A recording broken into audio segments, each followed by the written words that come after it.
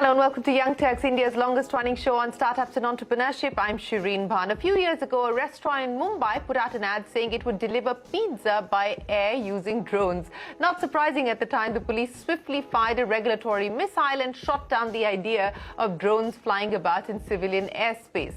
Cut to 2022, India has not only opened up the skies with a slew of liberalized rules, it's also announced performance-linked incentives with an outlay of 120 crore rupees for 23 drone companies to soar higher. So what changed? The acknowledgement of the fact that besides helping the armed forces with border surveillance and lethal strikes, drones can do a lot more. The government itself is using drones to map rural landholding. Under the Swamitva scheme, the ICMR is conducting a drone study to collect sputum samples from remote areas to fight tuberculosis. With the eye in the sky, it's becoming easier for forest guards to catch poachers, for farmers to monitor crop health, and for e-commerce companies to airdrop groceries. By 2030, India's drone industry could hit a market size of $23 billion and capture 25% of the global drone market. We can get a sense of the swift takeoff by looking at the rapid growth of just the 23 companies under the PLI scheme. Their combined annual turnover more than tripled from 88 crore rupees in FY21 to over 300 crore rupees in FY22. And joining me now on the show are three high-flying drone startups that are in fact included under the government's PLI scheme for the drone industry. Agnishwar Jayaprakash, the founder and CEO of Garuda Airspace. With us also on the show, Rama Krishna, CEO of Endure Air, and Ankit Mehta, the co-founder and CEO at Idea 4. Gentlemen, appreciate you joining us here on the program. Ankit, let me address the first question with you. You know, all kinds of numbers are being bandied about. I'm taking a look at the FICCI EY report of 2022. The global drone market is poised to become a $54 billion market by 2025. The manufacturing potential in India could be worth $4.2 billion in the same period, growing to $23 billion by 2030. And as we pointed out at the start of the program, it's estimated that India can capture 25% of the global drone market share through exports. So, Ankit, I want to understand from you, what have been the significant changes that are accelerating this growth of the drone industry in India today? Shereen, what has happened is that, before the pandemic, the drone technology was a good-to-have technology. But post the start of the pandemic, we realized that unless and until we use drones, we'll be putting our own people in the harm's way, and we started giving exemptions to operate these systems in the real world. And since then, all the steps that you also highlighted, such as the Swamitva scheme, the fact that we had issues at the border, and all of the other wars that have happened in the world have told us that, unless we adopt drones wholeheartedly, we'll be left behind. In fact, we may be victims of not being able to survive the next, skirmish that we may get into. And therefore, the policy change has reflected the mood that has changed globally in that one sense. And we've now come up with a policy which is as simple as taking a street legal car out on the road, which has a regular license plate, and whoever is operating it has a license to operate it. In the case of drones, it is called type certification, which is equivalent to making or declaring a car that it's street legal. We have UIN, which is equivalent to a license plate, and we have the pilot certification, which is equivalent to a driving license. That, along with the fact that we have been able to create a level playing field in the country by announcing a ban on imports, because we had a slightly skewed relationship with import and export. Export was heavily controlled, but import or export in other countries was not equally well controlled, and therefore we had this arbitrage which this import policy has allowed us to reduce and give the Indian players an opportunity to develop fast and to do the right set of things for that, as well as the announcement of the PLI scheme has given tremendous incentive to the manufacturers to make sure that we are even more encouraged to do more and more work in India, indigenize more components, more systems, and develop more indigenous technology that can be globally competitive. And we can export our systems outside the country. Yes, and I want to talk to you about all of that in just a second, but let me bring Rama into the conversation as well.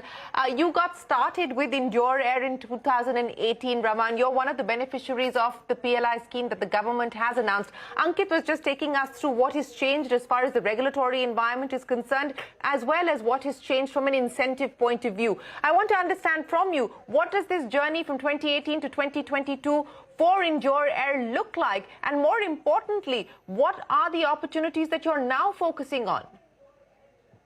So starting in 2018, we have started from IIT Kanpur. We are a group of professors and students from the academia, and we have put together those solutions that can enhance the performance and benefit the end user in terms of endurance and payload capacity. And by 2020, in the COVID time, like Ankit mentioned, we have finished our products, and post-COVID, the kind of push that was given by Indian government has expedited the product development process, and that gave us chance to deliver our products to multiple services units of MHA and MOD, and that has given us a chance to be one of the PLI beneficiaries in 2021.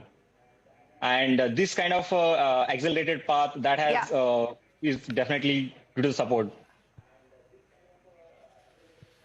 Yeah, so you've got IIT Kanpur, you've got Ankit, who is the alumnus of IIT Mumbai, and of course, along with his co-founders, they started Idea Forge. And let me get Agnishwar into the conversation at Garuda Aerospace as well. Agnishwar, many thanks for joining us. I want to understand from you, what are the areas of opportunity that you're going to specifically leverage on? And, you know, while we're talking about largely the focus so far being on defense as well as industrial applications and those verticals, what about life beyond that? As Ankit pointed out, COVID really changed the game in many ways. And today we are now talking about companies like Swiggy tying up with drone companies with the hope or the possibility of being able to do grocery deliveries as well. And that's no longer a pipe dream, but perhaps a reality on the anvil. So beyond defense and industrial applications, what are we now talking about? I think, firstly, thank you so much for having me on the show. And it's indeed an honor to be on the same panel as a legend like Ankit as well as Rama. But what Garuda Aerospace has managed to do ever since the pandemic is to focus more on the precision agricultural drone space. We believe amongst all other drone sectors, the precision agri drone sector has the maximum utilization ratio amongst all drones. And we see $3 billion industry just waiting to be disrupted. And we focused a lot of our energies on developing high-tech drones equipped with AI, ML, with 4G and 5G enabled drone services. And it is these same precision agri drones which we have modified to suit Swiggy and other drone-based delivery applications that the government as well as several private players have come forward to discover, and I would say that the entire drone industry is still in its very nascent stages. There is still plenty can look to explore, and I believe the Indian drone ecosystem is evolving rapidly. Yes, certainly in nascent stages at this point in time. But since you called Ankit the legend, let me go back to the legend on the panel as far as the drone business is concerned. So, Ankit, I want to understand from you, the opportunities that Idea Forge is now looking at, not just from a domestic market perspective, but also from an export point of view, the markets that you believe you are going to be able to gain access to, because as you pointed out, we've banned imports, but perhaps also with the benefit of the PLI scheme, etc., the export market will become a more lucrative opportunity. And in terms of fundraising, you've got a fairly large kitty at this point in time to play with, but what does the future look like? Shereen, exports is definitely an area which is opening up for the Indian drone industry. I believe that given our background of developing these products in an extremely difficult environment, particularly from the climatic conditions point of view and the terrain and the overall diversity in where all we need to operate these systems as a part of our country, there is a great opportunity. And what has happened in India particularly is that we've pushed the envelope of performance well beyond a lot of players globally. And therefore, we are seeing a lot of interest in these differentiated products which have not emanated from a hobby market or RC flying market plus approach versus a mission first approach in the global market. In fact, as we speak, I am in the US attending one of the largest UAV conferences in the world and trying to uh, announce that we are now arriving in the North American market, and we would love to look at how our differentiated offerings can add value to the customers here locally. And that's something that we are quite looking forward to. We have already started exporting to a few countries, and we are hoping that we'll be able to aggressively grab the market share in these opportunities in these markets as well. And of Okay, so course, you've from the already point of started view of exporting, and of course, funding. the US is the big market that you're hoping to get into. Yes, go ahead, Ankit.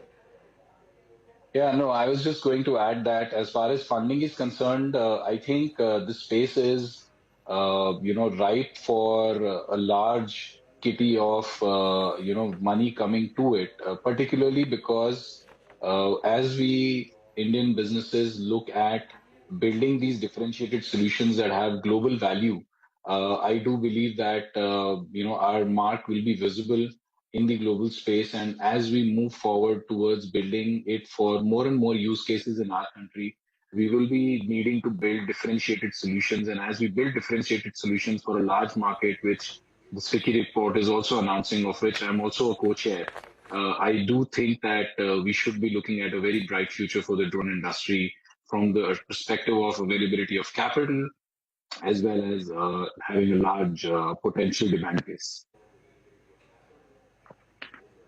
Rama, that's what I want to address with you. Let's talk about some of the new use cases that could open up as potential opportunities and what that means for a company like yours. You've got a revenue of about 2 crores in FY22. You're targeting a revenue of between 10 to 12 crores in FY23. The kind of collaborations, partnerships, clients that you're working with, as well as the new use cases that the industry is focusing on in terms of future capitalization. Yeah, Shereen. So address that. So we so far have developed the use cases for surveillance and logistics delivery up to payload capacity of 10 kg. And by end of this financial year, we are planning to finish our products for ISR missions and also payload capacities that can go up to 40 to 50 kg, and that can be transported to a range of 80 to 100 kilometers. And that will solve the purpose of a mid-mile delivery in civilian market and also high altitude hill areas applications also. That can be used for our border forces and also for disaster response forces, NDRF, SDRF, etc. And this will also solve the purpose for the medicine delivery in Himachal and Uttarakhand. These areas which are not easily accessible. And parallel to that, we are also planning to finish the product development of loitering ammunition solutions by partnering with multiple DRDO labs. That is also one of the product development in the pipeline. Yeah, these are some of that I can reveal at this point. And what about exports and the export opportunity for you? So that we are still establishing ourselves in the Middle East market by attending. We are attending this Dubai Heli Show by end of which is as in October 24 to 26, and there we are going to release our couple of new products in our portfolio, and that will make us create a mark in that. And from there, from next year, we are planning to establish, find local partners or regional partners in Canada and Australia and Middle East.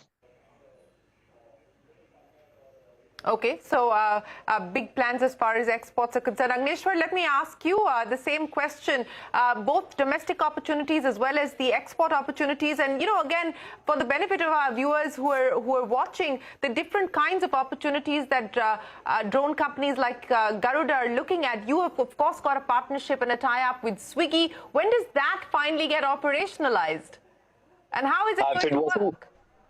Well, if it wasn't for the Bangalore floods, we would have actually commenced our operations with Swiggy, and it is not a trial. It's actually advanced stages of figuring out how you would actually be able to monetize it. But apart from the whole Swiggy partnerships, we believe that there is going to be a huge opportunity of selling over 20,000 drones over the next 8 to 12 months in the domestic agricultural sector.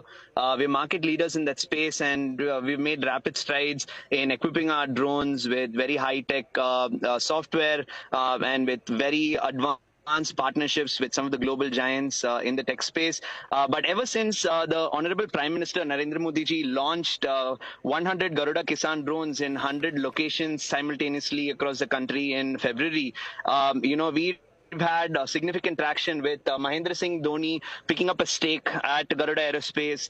We've also commenced a very large Series A $30 million round at a $250 million valuation. So needless to say, funds are coming in. There is a lot of progressive policies. We're focused towards the precision ag sector and customizing our drones to provide a lot of other allied services. But we are also focusing on adding elements of software, artificial intelligence, machine learning, and automation, because I think that is the future.